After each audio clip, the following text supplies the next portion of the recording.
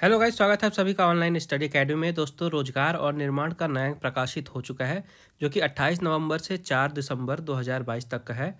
और इस वीडियो में हम इसी अंक का विश्लेषण करेंगे, देखेंगे क्या कुछ इंपॉर्टेंट रहा इस हफ्ते। इसके अलावा काफ़ी सारे इंपॉर्टेंट एमसीक्यू भी हैं तो उन्हें भी कवर करेंगे। तो मेक श्योर वीडियो लास्ट तक जरूर देखेगा। आइए शुरू करते हैं।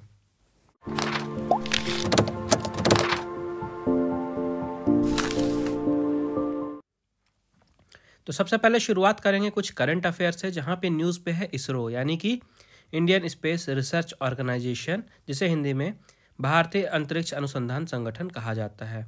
तो चर्चा में क्यों बना हुआ है? क्योंकि हाल ही में भारत का पहला निजी रॉकेट लॉन्च किया गया है, सफलतापूर्वक इसे लॉन्च किया गया है।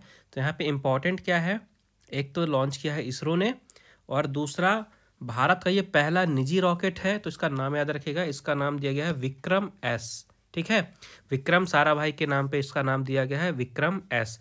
और जिस मिशन के तहत इस रॉकेट को लॉन्च किया गया उस मिशन का नाम दिया गया है मिशन प्रारंभ। तो क्या क्या याद रखना आपको? विक्रम एस, मिशन प्रारंभ और इसरो। और अब बात इसरो की हुई है तो कुछ यहाँ से स्टैटिक भी याद रखिएगा।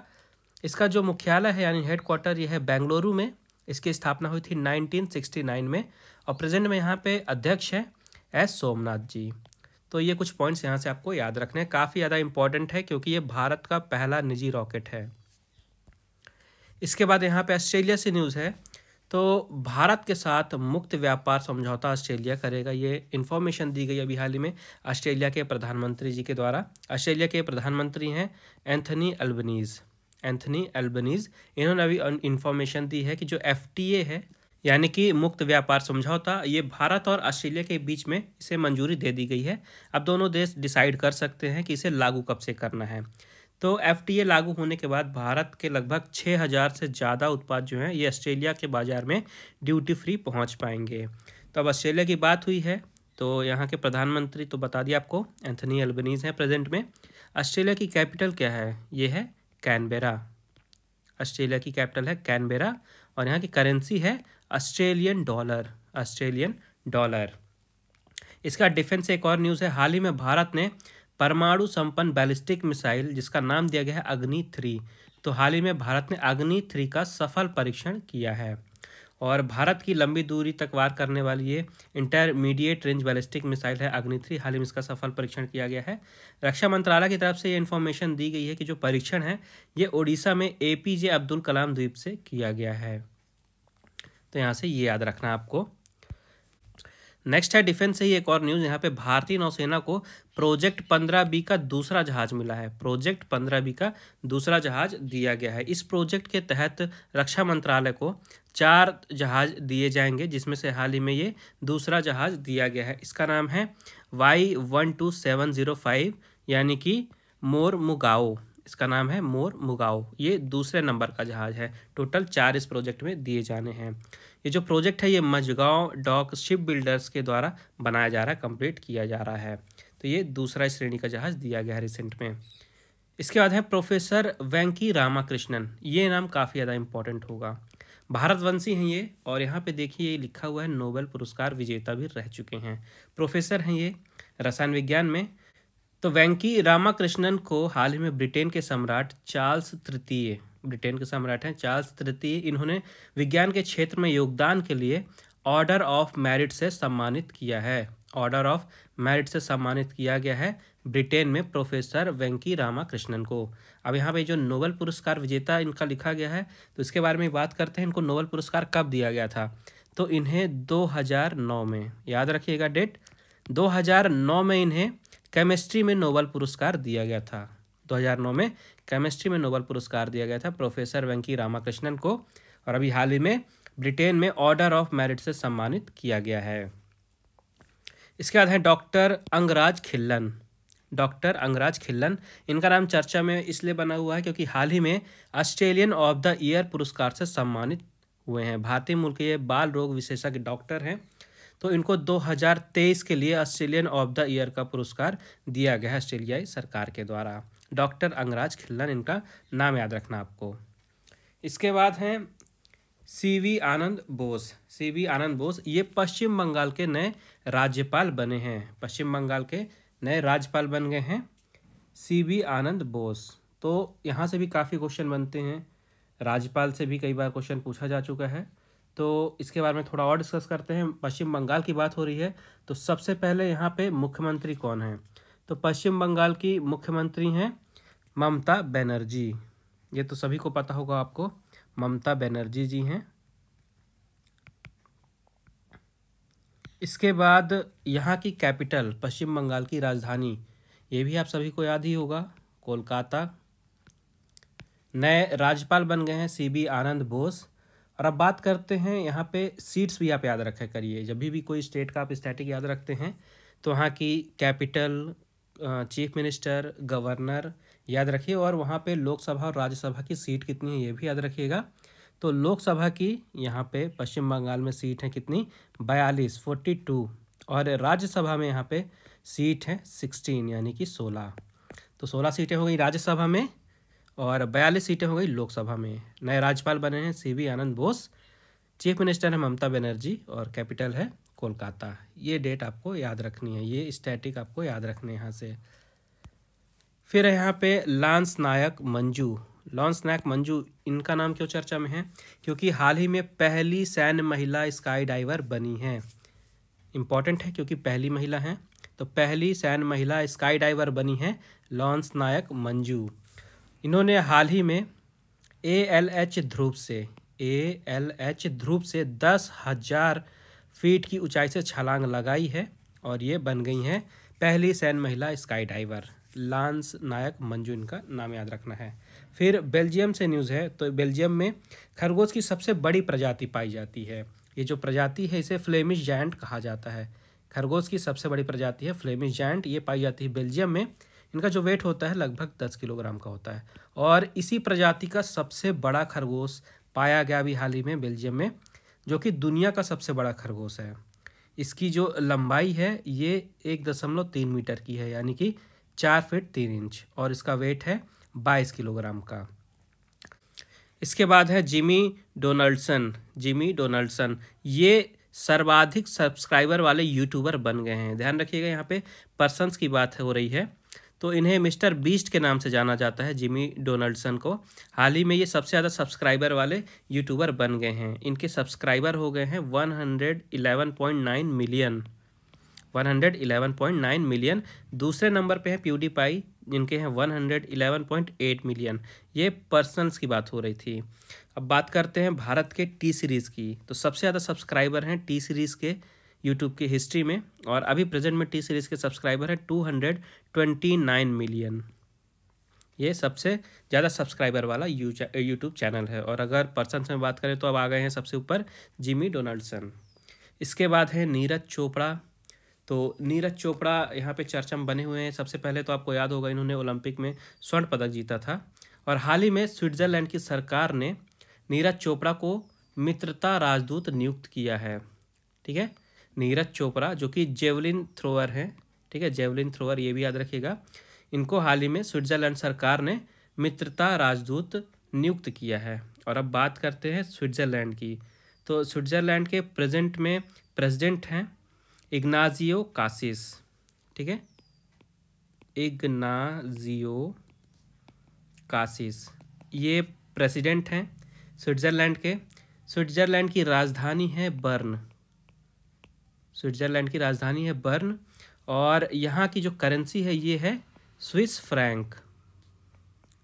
ठीक है, स्विस फ्रैंक। तो आप किसी भी देश के बारे में पढ़ेंगे तो 3 चीज़ें याद रखनी है आपको। सबसे पहले तो वहाँ की कैपिटल, करेंसी, और वहाँ के प्राइम मिनिस्टर या जो प्रेसिडेंट है उनके नाम याद रखिएगा। और ये याद रखिएगा कि नीरज चोपड़ा जो कि जेवलिन थ्रोअर हैं भारत के, हाल ही में स्विट्ज़रलैंड सरकार ने इनको मित्रता राजदूत नियुक्त किया है।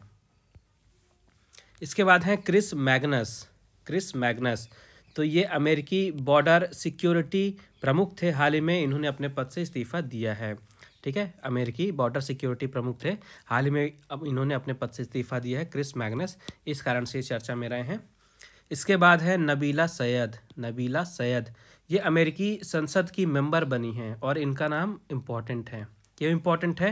क्योंकि अमेरिका के इतिहास में पहली बार हुआ है कि भारतीय मूल की 23 साल की सैयद जो है ये मेंबर बनी हैं, और ये सबसे कम उम्र की संसद मेंबर चुनी गई हैं। इस कारण से इनका नाम इम्पॉर्टेंट है। क्यों? क्योंकि ये सबसे कम उम्र की संसद मेंबर चुनी गई हैं। ये आपको याद रखना है। इनका नाम नबीला सैयद। फिर आगे हैं यहाँ पे भारतवंशी के पी जॉर्ज। तो ये फोर्ट बेंड काउंटी के जज बने हैं। फोर्ट बेंड काउंटी के नए जज बन गए हैं। भारतवंशी हैं के पी जॉर्ज, इसलिए इनका नाम आपको याद रखना है। इसके बाद हैं राम सुब्रमण्यन एस। इनका नाम इम्पॉर्टेंट है क्योंकि हाल ही में यूनियन बैंक ऑफ इंडिया के कार्यपालक निदेशक बन गए हैं। ठीक है, यूनियन बैंक ऑफ इंडिया के कार्यपालक निदेशक बने हैं नए राम सुब्रमण्यन एस। अब देखिए, बैंक से रिलेटेड कुछ आप न्यूज़ पढ़ते हैं तो उसमें स्टैटिक कैसे पूछता है। एक तो डायरेक्ट यहाँ से आपका क्वेश्चन बन गया, जिनकी नई नियुक्ति हुई है, जैसे एमडी, सीईओ, कार्यपालक निदेशक राम सुब्रमण्यन जी बने हैं, इनका नाम आपको याद रखना है। स्टैटिक बनेगा कैसे? जैसे बैंक की स्थापना कब हुई थी, तो बैंक की स्थापना हुई थी 1919 में। ठीक है, और बैंक की टैगलाइन, कई बार बैंक की टैगलाइन पूछी जाती है, खासकर अगर आप बैंकिंग की तैयारी कर रहे हैं। तो यूनियन बैंक ऑफ इंडिया की टैगलाइन है good people to bank with. क्या है? Good people to bank with. Tagline आपको याद रखनी है। और यूनियन बैंक ऑफ इंडिया में कौन से बैंक का मर्जर किया गया था, ये भी याद रखिएगा। तो दो बैंक थे, आंध्रा बैंक और कौन सा था? Corporation bank. ठीक है, कॉरपोरेशन बैंक। तो ये स्टैटिक आपको यूनियन बैंक ऑफ इंडिया से याद रखने हैं। आगे यहाँ पे स्मृति शेष, यहाँ पे सबसे पहले हैं गणितज्ञ RL कश्यप जी। हाल ही में 80 वर्ष की आयु में इनका निधन हो गया है। इनको 2021 में पद्मश्री से नवाजा गया था, इस कारण से इनका नाम थोड़ा इम्पोर्टेंट है, याद रखिएगा। गणितज्ञ थे RL कश्यप जी, हाल ही में 80 वर्ष की आयु में निधन हो गया है। इसके बाद हॉलीवुड एक्टर और वॉइस ओवर आर्टिस्ट हैं केविन कॉनरॉय। इनका हाल ही में 66 वर्ष की आयु में निधन हो गया है। इसके बाद है तेलुगु फिल्मों के दिग्गज अभिनेता कृष्णा। तो हाल ही में तेलुगु फिल्मों के एक्टर कृष्णा का 80 वर्ष की आयु में निधन हो गया है, तो इनका भी नाम आपको याद रखना है। इसके बाद मूव करते हैं कुछ इंपॉर्टेंट डे की तरफ। तो यहाँ पे देखिए 20 नवंबर को मनाया जाता है विश्व बाल दिवस। वर्ल्ड चिल्ड्रंस डे मनाया जाता है 20 नवंबर को। कंफ्यूज नहीं होना है आपको चिल्ड्रंस डे से, बाल दिवस से। ये विश्व बाल दिवस है, ये अलग है। ये 20 नवंबर को मनाया जाता है पूरे विश्व भर में। इस साल इसके लिए थीम दी गई है इंक्लूजन फॉर एवरी चाइल्ड। और जैसा कि हर बार मैं बताता हूँ आपको कि थीम काफ़ी ज़्यादा इंपॉर्टेंट होती है। कई बार एग्जाम में डेट की जगह थीम भी पूछ लेता है, तो आपको थीम भी याद रखनी है, इंक्लूजन फॉर एवरी चाइल्ड। अब ये दिन मनाया क्यों जाता है? तो पूरे दुनिया भर में जो बच्चे हैं उनके प्रति जागरूकता बढ़ाने के लिए, उन जीवन यापन में सुधार लाने के लिए, उनके कल्याण करने के लिए ये दिन की स्थापना की गई थी। और सबसे पहली बार इसे मनाया गया था 1954 में। 1954 में सबसे पहली बार मनाया गया था। तब इसे सार्वभौमिक बाल दिवस के रूप में मनाया गया था, फिर विश्व बाल दिवस के रूप में मनाया जाने लगा। अब देखिए यहाँ से ध्यान से सुनिएगा। तो जो संयुक्त राष्ट्र महासभा है, इन्होंने बाल अधिकारों को अपनाने की घोषणा की थी 1959 में, 20 नवंबर 1959। इस कारण से 20 नवंबर को ये दिन मनाया जाता है। अब 1959 में घोषणा की गई थी, लेकिन इसका जो अधिकार है, जो बाल अधिकार है, इनको कन्वेंशन में अपनाया गया था कब? 1989 में। तो अगर स्टैटिक से बात करते हैं तो एक क्वेश्चन बन सकता है कि सबसे पहली बार कब मनाया गया था? तो 1954 में। उसके बाद संयुक्त राष्ट्र महासभा ने बाल अधिकारों को अपनाने की घोषणा कब की थी? तो आंसर होगा 1959। और ये जो बाल अधिकार है, इनको किस कन्वेंशन में अपनाया गया था? तो ये था 1989 में। तो यहाँ से आपको ईयर्स भी याद रखने हैं। इसके बाद कुछ यहाँ पे वैकेंसीज आई थी, पोस्ट, उसका स्क्रीनशॉट मैंने यहाँ पे डाला है। तो यहाँ पे देखिए संविदा डाटा मैनेजर का यहाँ पे एक नोटिफिकेशन दिया गया है। तो अगर आप इंटरेस्टेड हैं तो इसकी जो डिटेल में नोटिफिकेशन है वो आपको PDF में मिल जाएगी। और जो PDF है आपको हमारे टेलीग्राम चैनल पे मिल जाएगा, अवेलेबल है। उसकी लिंक आपको इस वीडियो में मिल जाएगी टेलीग्राम चैनल की। आप वहाँ से ज्वाइन करके PDF डाउनलोड करके डिटेल में पढ़ सकते हैं। एक और नोटिफिकेशन थी जो कि संविदा स्टाफ नर्स की थी, जहाँ पे महिला और पुरुष दोनों के लिए नोटिफिकेशन जारी किया गया था। तो अगर आप इसमें इंटरेस्टेड हैं, अप्लाई करना चाहते हैं, तो इसकी भी जो नोटिफिकेशन है उसी PDF में अवेलेबल है, आप वहाँ पे देख लीजिएगा। फिलहाल आगे बढ़ते हैं। नेक्स्ट सेक्शन है हमारा MCQ वाला। तो सबसे पहले हमारे पास सामान्य ज्ञान खेल के कुछ क्वेश्चन हैं, तो आइए देखते हैं कि करके इन्हें। तो सबसे पहला हमारा क्वेश्चन है, इस वर्ष जो है तो US ओपन में महिला एकल वर्ग की चैंपियन कौन बनी है? तो इस वर्ष चैंपियन बनी है इगा स्वितेक। यहाँ पे US ओपन की बात हो रही है महिला एकल वर्ग की, तो इस वर्ष चैंपियन बनी थी इगा स्वितेक। नेक्स्ट है, इनमें से कौन सा खिलाड़ी निशानेबाजी से संबंधित नहीं है? तो अमित पंघल निशानेबाजी से संबंधित नहीं है। नेक्स्ट है, श्रीलंका ने कितनी बार क्रिकेट एशिया कप का खिताब जीता है? तो श्रीलंका ने 6 बार एशिया कप जीता है। फिर है, इनमें से किस देश ने अब तक एक भी बार फीफा वर्ल्ड कप नहीं जीता है? तो अभी तक बेल्जियम ने एक बार भी फीफा वर्ल्ड कप नहीं जीता है। नेक्स्ट है, युवा टेनिस खिलाड़ी होल्गर रूने, ये किस देश का प्रतिनिधित्व करते हैं? तो ये प्रतिनिधित्व करते हैं डेनमार्क का। नेक्स्ट है, लिन डेन, ये किस खेल से संबंधित है? तो यह संबंधित है बैडमिंटन से। फिर सिकंदर रजा क्रिकेट में किस देश का प्रतिनिधित्व करते हैं, यानी किस देश के लिए खेलते हैं? तो यह खेलते हैं जिम्बाब्वे के लिए। नेक्स्ट है, वर्ष 2022 में किस क्लब ने यूएफा चैंपियंस लीग का खिताब जीता है? तो 2022 में जीता है रियल मैड्रिड ने। फिर हॉकी को एशियाई खेलों में पहली बार कब शामिल किया गया था? तो हॉकी को एशियाई खेलों में सबसे पहली बार वर्ष 1958 में शामिल किया गया था। नेक्स्ट है, इस वर्ष मलेशिया ओपन बैडमिंटन टूर्नामेंट में पुरुष एकल वर्ग में चैंपियन कौन बने हैं? तो इस वर्ष चैंपियन बने हैं विक्टर एक्सेल्सन। फिर फीफा वर्ल्ड कप 2018 में किस खिलाड़ी ने गोल्डन बॉल अवार्ड जीता है? जो गोल्डन बॉल का अवार्ड होता है, तो 2018 की विश्व कप की बात हो रही है। तो किस खिलाड़ी ने जीता था 2018 में? तब जीते थे लूका मॉड्रिच। फिर है, इस वर्ष किस खिलाड़ी को FIH men's player of the year चुना गया है? तो इस वर्ष ये पुरस्कार दिया गया है हरमनप्रीत सिंह को। फिर वर्ष 2022 में किस खिलाड़ी ने प्राग ओपन में महिला एकल वर्ग का खिताब जीता है? तो इसका सही जवाब हो जाएगा मारिया बुचकोवा। फिर जर्मनी ने कितनी बार यूएफा यूरो कप का खिताब जीता है? तो जर्मनी टोटल जीती है 3 बार इस टूर्नामेंट को। नेक्स्ट है, जोनाथन क्रिस्टी, ये किस देश के बैडमिंटन खिलाड़ी हैं? तो ये बैडमिंटन खेलते हैं इंडोनेशिया के लिए। नेक्स्ट है, फीफा वर्ल्ड कप 2022 का आधिकारिक मस्कट क्या है? तो 2022 का फीफा विश्व कप का आधिकारिक यानी कि ऑफिशियल मस्कट है लाइब। और ये जो विश्व कप हो रहा है, ये हो कहाँ रहा है? ये हो रहा है कतर में। इम्पॉर्टेंट है क्योंकि पहली बार हो रहा है कि किसी अरब देश में फीफा विश्व कप हो रहा है आयोजन उसका, तो ये याद रखिएगा।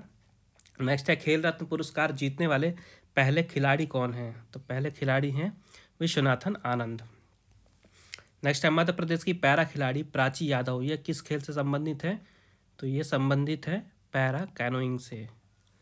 फिर है, वर्ष 2021 में ऑल इंग्लैंड टूर्नामेंट में महिला एकल वर्ग की विजेता कौन बनी थी? तो विजेता बनी थी नोजोमी ओकुहारा। फिर है, फ्रांस ने किस खिलाड़ी की कप्तानी में वर्ष 2018 में फीफा विश्व कप जीता था?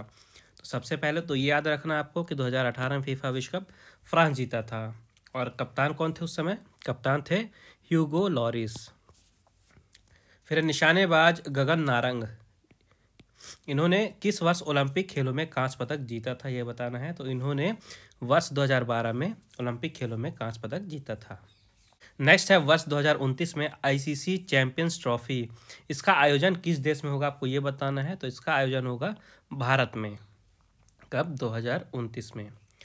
फिर है, जेवियर हर्नांडेज, ये किस देश के दिग्गज फुटबॉलर हैं, आपको ये बताना है। तो ये फुटबॉल खेलते हैं मैक्सिको के लिए। नेक्स्ट है, कनाडा की टेनिस खिलाड़ी बियांका आंद्रेस्क्यू, इन्होंने कौन सा ग्रैंड स्लैम टाइटल जीता है? तो इन्होंने जीता है US ओपन। नेक्स्ट है, मार्क वाउचर ने टेस्ट क्रिकेट में बतौर विकेट कीपर कितने खिलाड़ी आउट किए हैं? तो इसका सही जवाब हो जाएगा 555। और मार्क वाउचर खेलते किस देश के लिए थे? ये खेलते थे साउथ अफ्रीका यानी दक्षिण अफ्रीका के लिए। नेक्स्ट है सामान्य ज्ञान के क्वेश्चन। तो सबसे पहला सवाल है, सम्राट अशोक के किस शिलालेख में 5 विदेशी राज्यों का उल्लेख मिलता है? तो 13वें शिलालेख में 5 विदेशी राज्यों का उल्लेख किया गया है। नेक्स्ट है, कार्ले के चैत्यों का निर्माण किस युग में करवाया गया था? तो इसका निर्माण किया गया था सातवाहन युग में। फिर विश्व बौद्धिक संपदा संगठन, इसकी स्थापना किस वर्ष की गई थी? विश्व बौद्धिक संपदा संगठन की स्थापना की गई थी 1967 में। नेक्स्ट है, भारत में प्रवेश करने वाले शीतोष्ण कटिबंधीय चक्रवातों की उत्पत्ति कहाँ होती है? तो इनकी उत्पत्ति होती है भूमध्य सागर में। नेक्स्ट है, भारतीय पर्यटन के स्वर्णिम त्रिभुज में कौन से शहर सम्मिलित हैं? तो जो स्वर्णिम त्रिभुज है इसमें 3 शहर हैं, कौन कौन से? आगरा, दिल्ली और जयपुर। आगरा, दिल्ली और जयपुर। फिर है, टोडा जनजाति कहाँ पर निवास करती है? तो ये जनजाति प्रवास करती है आपके नीलगिरी की पहाड़ियों पे। कौन सी जनजाति है? टोडा जनजाति, नीलगिरी की पहाड़ी, याद रखिएगा। नेक्स्ट है, दक्षिणी गोलार्ध में पवन के बाईं ओर विचलन का क्या कारण है? तो कारण है पृथ्वी का घूर्णन। पृथ्वी का घूर्णन। नेक्स्ट क्वेश्चन है, निम्नलिखित में से कौन सा सुमेलित नहीं है? तो देखिए, सूची 1 में यहाँ पे कुछ नाम दिए गए हैं, सूची 2 में सिटीज़ के नाम हैं। तो इसे पूर्व का बोस्टन, अहमदाबाद सही है। सूती वस्त्रों की राजधानी मुंबई, ये भी सही है। भारत का मैनचेस्टर, यहाँ पे देखिए नागपुर दिया गया, तो ये गलत होगा। भारत का मैनचेस्टर किसे कहा जाता है? अहमदाबाद को ही, ठीक है, अहमदाबाद, याद रखिएगा, अहमदाबाद। तो भारत का मैनचेस्टर हो गया अहमदाबाद, और नागपुर इसमें दिया तो ये वाला गलत हो जाएगा। नेक्स्ट है, इलेक्ट्रॉनिक सिटी बेंगलुरु, ये भी सही हैं। तो 3 पेयर आपके सही हैं, नागपुर वाला गलत होगा। भारत का मैनचेस्टर कहा जाता है अहमदाबाद को। फिर निम्नलिखित में से कौन सा सही सुमेलित नहीं है? तो सबसे पहले तारापुर परमाणु ऊर्जा केंद्र है, यहाँ पे देखिए सूची 2 में महाराष्ट्र दिया है, ये सही है। फिर है रावत भाटा परमाणु ऊर्जा केंद्र, ये दिया गया है छत्तीसगढ़, ये छत्तीसगढ़ में नहीं है। रावत भाटा परमाणु ऊर्जा केंद्र है आपका राजस्थान में। तो सेकंड वाला आपका गलत हो जाएगा, जो छत्तीसगढ़ दिया है, छत्तीसगढ़ की जगह होगा राजस्थान। बाकी काकरापार परमाणु ऊर्जा केंद्र गुजरात में है, कैगा परमाणु ऊर्जा केंद्र कर्नाटक में है। इसके बाद देखिए नेक्स्ट है, घरेलू अंश आवश्यकता यानी कि डोमेस्टिक कंटेंट रिक्वायरमेंट का पद जो है ये किससे संबंधित है? तो यह संबंधित है देश और सौर शक्ति उत्पादन और उसके विकास करने से। फिर है, कालपेयोंग जल विद्युत परियोजना, कालपेयोंग जल विद्युत परियोजना यह कहाँ पे है यह बताना है। तो यह अंडमान निकोबार द्वीप समूह में है। फिर है, निम्न में से कौन सी परियोजना भारत नेपाल जल संसाधन विकास से संबंधित नहीं है? तो जो संकोच बहुउद्देशीय परियोजना है यह संबंधित नहीं है भारत नेपाल जल संसाधन विकास से। फिर है, पश्चिमी घाट पर पाई जाने वाली वनस्पति किस प्रकार की है? तो यह सदाहरित होती है। नेक्स्ट है, विश्व पृथ्वी दिवस कब मनाया जाता है? इंपॉर्टेंट क्वेश्चन है, पहले पूछा जा चुका है। तो हर साल 22 अप्रैल को मनाया जाता है विश्व पृथ्वी दिवस। नेक्स्ट है, निम्नलिखित में से किस नदी का उद्गम स्थल भारत में नहीं है? तो सतलज जो है इसका उद्गम स्थल भारत में नहीं है। नेक्स्ट है, नदियों द्वारा अपने किनारों पर प्राकृतिक रूप से बनाए गए बांधों को किस नाम से जाना जाता है? तो ये बांध कहलाते हैं लेवीज, लेवीज यानी कि तटबंध। फिर है, करेवा हिमानीकृत वेदिकाएं निम्न में से कहाँ पाई जाती हैं ये? तो ये पाई जाती हैं झेलम घाटी में। फिर है, बौद्धों का प्रसिद्ध मठ ताबो, ये किस घाटी में है? तो यह है स्पीति घाटी में। फिर है, मिकिर पहाड़ियाँ, ये किस राज्य में विस्तृत हैं? तो ये हैं असम में। नेक्स्ट है, छोटा अंडमान व कार निकोबार के मध्य कौन सा चैनल स्थित है? तो छोटा अंडमान और कार निकोबार के बीच में है 10 डिग्री चैनल। नेक्स्ट है, निम्नलिखित में से कौन सा दर्रा तिरुवनंतपुरम एवं मदुरै को जोड़ता है? तो ये होगा आपका इसका राइट आंसर सेनेकोटा दर्रा, ये जोड़ता है तिरुवनंतपुरम और मदुरै को। फिर दिलवाड़ा के जैन मंदिर का निर्माण किसके द्वारा करवाया गया था? तो इस मंदिर का निर्माण करवाया गया था विमल शाह के द्वारा। नेक्स्ट है, मामल शैली, इसका विकास किस शासक के काल में हुआ था? तो इसका विकास हुआ था नरसिंह वर्मन प्रथम के द्वारा।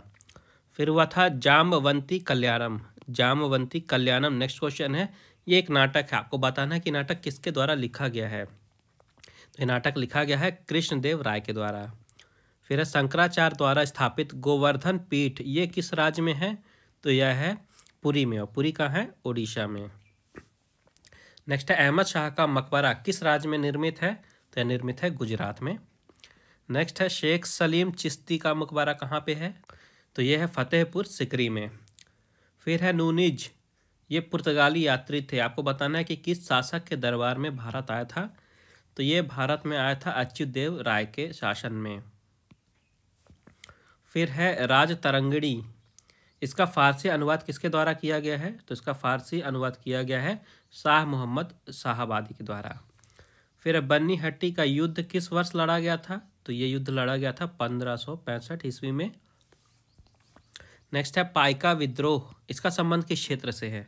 तो इसका संबंध है उड़ीसा से। नेक्स्ट है जलियांवाला बाग हत्याकांड के समय भारत के गवर्नर जनरल कौन थे? ये क्वेश्चन पहले भी पूछा जा चुका है कई बार। तो उस समय भारत के गवर्नर जनरल थे लॉर्ड चेम्सफोर्ड। फिर है Indian national trade union Congress के संस्थापक कौन थे? इसके संस्थापक थे सरदार वल्लभ भाई पटेल जी। फिर है काला कानून, इस नाम की संज्ञा किस घटना को दी गई है? तो जो रॉलेट एक्ट था इसको काला कानून की संज्ञा दी गई है। फिर आपातकाल के समय मूल अधिकारों का स्थगन किस राष्ट्र के संविधान से ग्रहण किया गया है? इसका तो इसका ग्रहण किया गया है जर्मनी के संविधान से। फिर है उच्च न्यायालय किस अनुच्छेद के तहत रिट जारी कर सकता है? तो ये अनुच्छेद है 226, इसके तहत रिट जारी किया जा सकता है। फिर किस संविधान संशोधन के तहत प्रीवी वर्ष के अधिकारों को समाप्त कर दिया गया? तो ये संशोधन था 26वां संशोधन। फिर है केंद्रीय समुद्री मत्स्यिकी अनुसंधान संस्थान का कार्यालय कहाँ स्थित है? तो इसका कार्यालय है कोची में। नेक्स्ट है निर्धनता मापन हेतु गठित लकड़ावाला समिति, इन्होंने किसे आधार मानते हुए गरीबी मापन किया था? तो इन्होंने प्रति व्यक्ति कैलोरी उपभोग को आधार मानते हुए गरीबी मापन किया था। फिर अब पृथ्वी के लिए पलायन वेग का मान कितना है? तो यह है 11.2। नेक्स्ट है प्रकाश की उत्पत्ति का कणिका सिद्धांत, यह किसके द्वारा प्रतिपादित किया गया था? तो यह प्रतिपादित किया गया था न्यूटन के द्वारा। नेक्स्ट है क्लोरीन गैस बनाने की डीकन विधि से उत्प्रेरक के रूप में क्या प्रयोग लाया जाता है? तो डीकन विधि में उत्प्रेरक के रूप में प्रयोग में लाया जाता है क्यूप्रिक क्लोराइड। फिर है टेप वर्म, निम्नलिखित में से किस वर्ग का जंतु है ये? तो ये है प्लैटीहेल्मिन्थीन्स। फिर है मानव शरीर का रक्त बैंक किसे कहा जाता है? तो प्लीहा को कहा जाता है मानव शरीर का रक्त बैंक, प्लीहा यानी कि स्प्लीन। फिर यहाँ पे हिंदी साहित्य के कुछ क्वेश्चन हैं, इन्हें भी देख लेते हैं। तो पहला क्वेश्चन है सखी संप्रदाय के संस्थापक कौन हैं? तो इनके संस्थापक हैं स्वामी हरिदास। फिर है उत्तर रामचरित नाटक की रचना किसने की है? तो नाटक का नाम है रामचरित और इस नाटक की रचना की है भावभूति जी ने। फिर है पृथ्वीराज रासो में कुल कितने सर्ग हैं? तो टोटल 69 सर्ग हैं। फिर है कविता कौमुदी के रचयिता कौन हैं? कौमुदी क्या है? कविता है। और इसके रचयिता कौन है? इसके रचयिता है राम नरेश त्रिपाठी।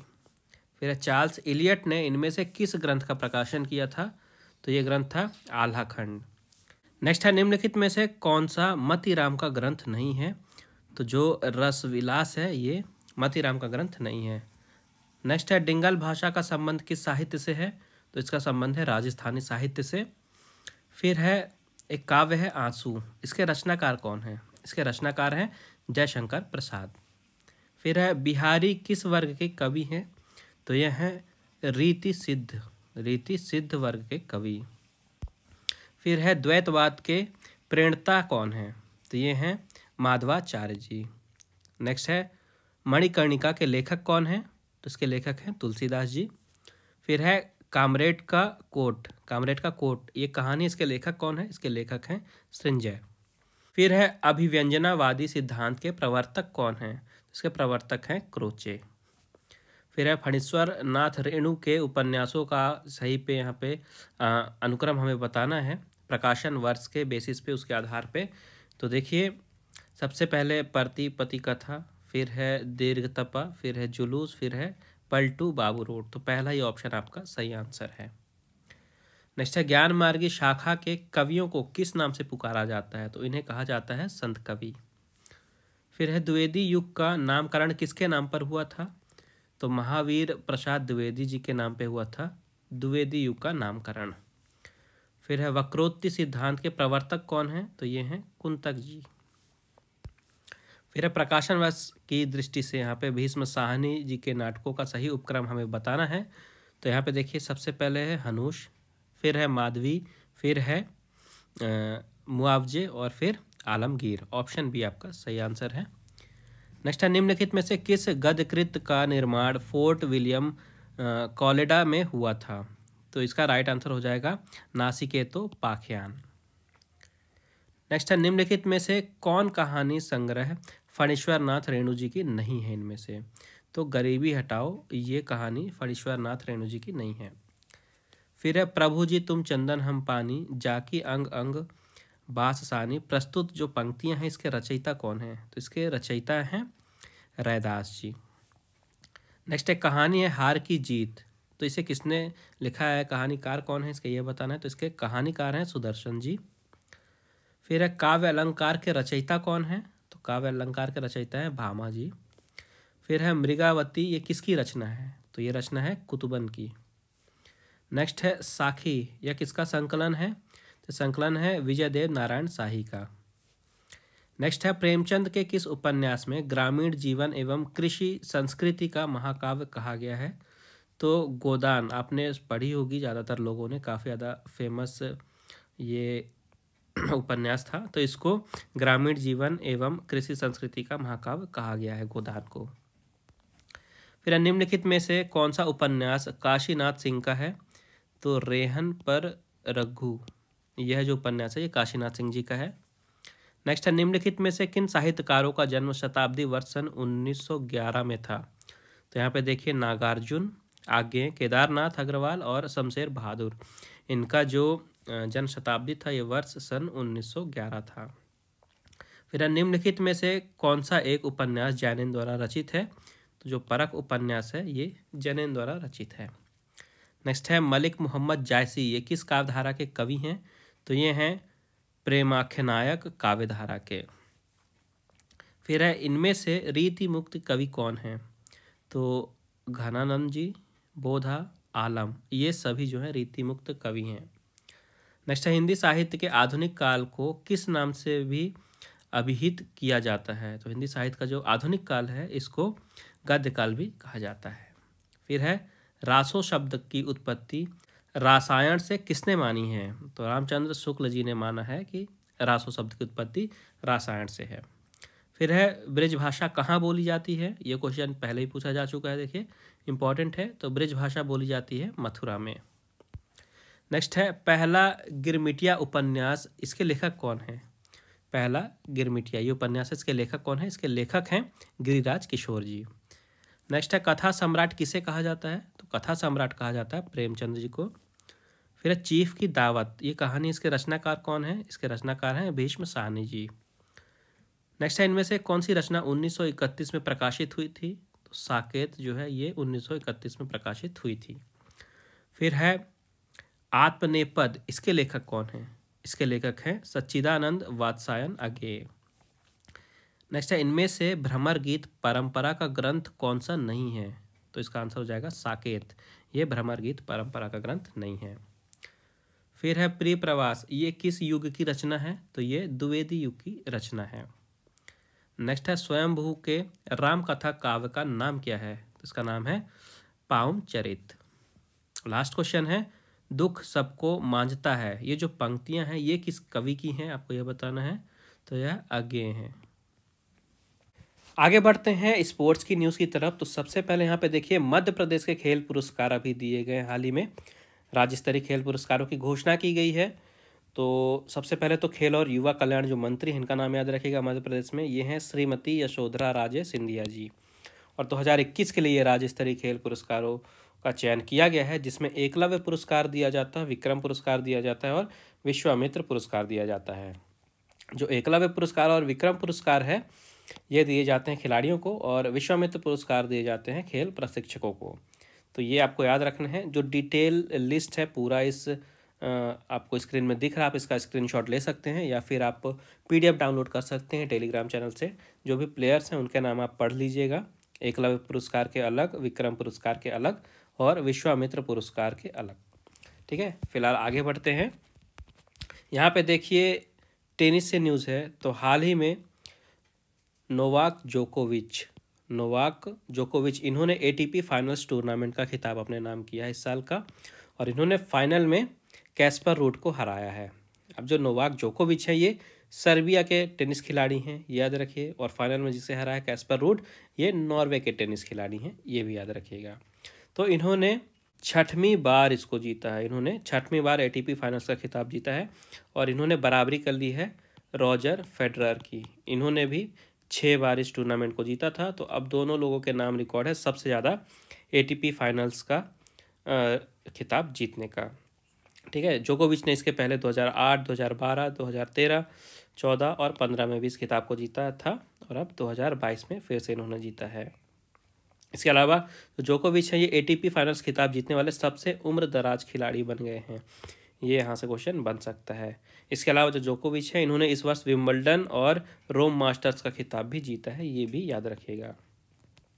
इसके बाद क्रिकेट की न्यूज़ है। यहाँ पे तमिलनाडु के युवा बल्लेबाज हैं नारायण जगदीशन, इन्होंने एक विश्व रिकॉर्ड बनाया है। लिस्ट A क्रिकेट में इन्होंने एक पारी में सबसे ज़्यादा रन बनाने का विश्व रिकॉर्ड बनाया है। इन्होंने तमिलनाडु के लिए खेलते हुए अरुणाचल प्रदेश के खिलाफ यहाँ पे 141 गेंदों में 277 रन बनाए हैं। ठीक है, तो ये विश्व रिकॉर्ड है लिस्ट A क्रिकेट में सबसे ज़्यादा स्कोर एक पारी का किसी एक बल्लेबाज के द्वारा, ये हो गया है अब नारायण जगदीशन के नाम 277 रन का।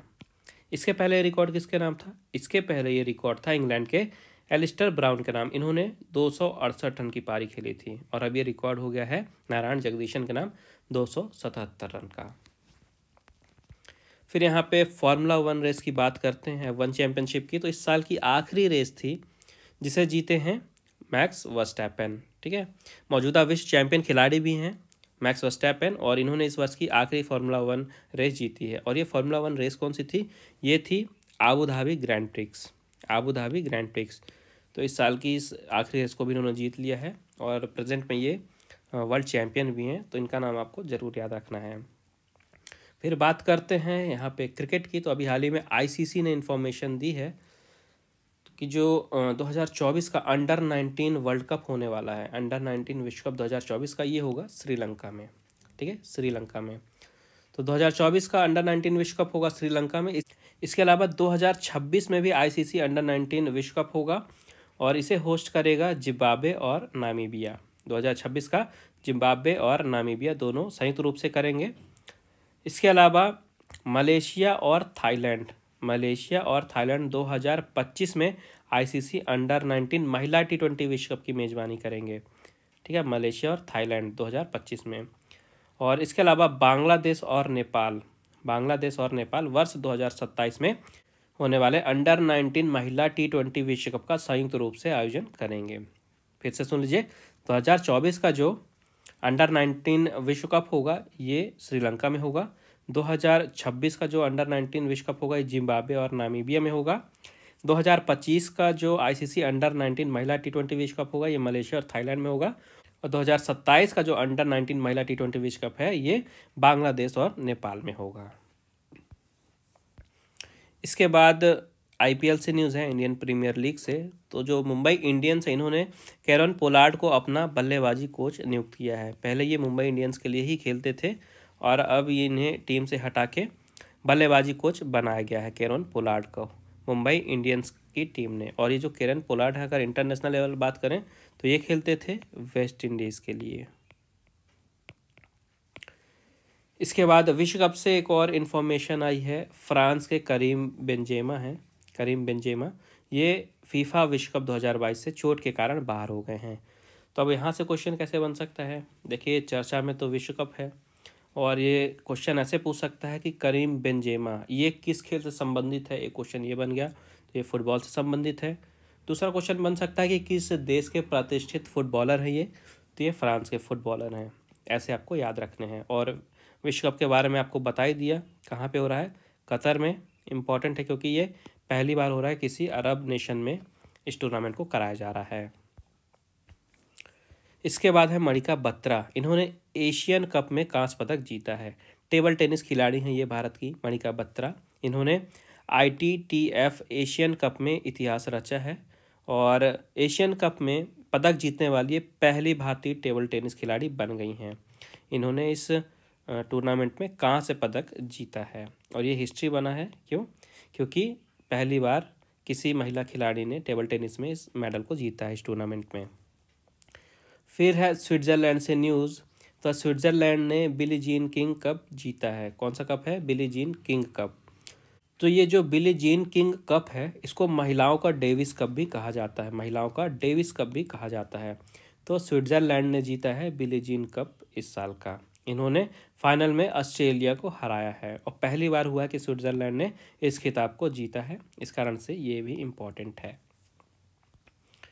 तो आज के अंक में बस इतना ही। आई होप आपको वीडियो पसंद आई होगी। अगर आपको वीडियो यूज़फुल लगे तो प्लीज़ वीडियो को लाइक ज़रूर करिएगा, ज़्यादा से ज़्यादा शेयर कीजिए अपने दोस्तों के साथ। और अगर आपने अभी तक चैनल को सब्सक्राइब नहीं किया है तो सब्सक्राइब करके बेल आइकन दबा दीजिए ताकि जैसा ही अगला अंक प्रकाशित हो और उसकी वीडियो है तो सबसे पहले आपको नोटिफिकेशन मिल जाए।